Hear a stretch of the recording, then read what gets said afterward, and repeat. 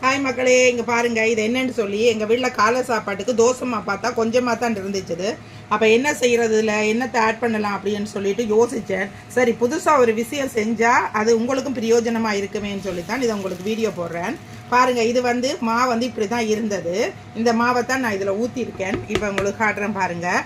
இது பழைய சோறு கொஞ்சம் எங்கள் வீட்டில் இருந்துச்சு. அந்த பழைய சாதத்தை எடுத்து நல்லா மிக்சியில் அரைச்சிட்டு இந்த தோசை மாவோட நல்லா நான் மிக்ஸ் பண்ணிட்டேன். இது இப்படி உங்களுக்கு நார்மல் தோசை ஊற்றுற மாதிரி ஊற்ற முடியாது, ஒரு ஊத்தப்பம் ஊற்றுற மாதிரி ஊற்ற முடியும்.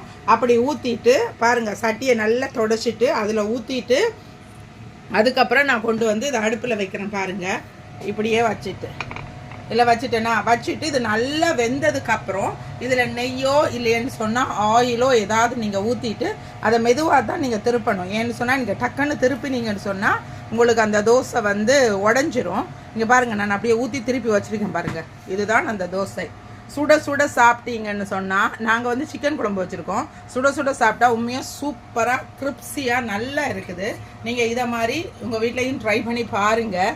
ஏன்னு சொன்னால் நிறைய வீடுகளில் பழைய சாதம் சம்டைம்ஸ் சாப்பிட மாட்டாங்க, அதை வேஸ்ட் பண்ணுவாங்க. பட் அதை எடுத்து வச்சுட்டு உங்களுக்கு இப்படி தேவையான டைமில் நீங்கள் யூஸ் பண்ணிக்கலாம்.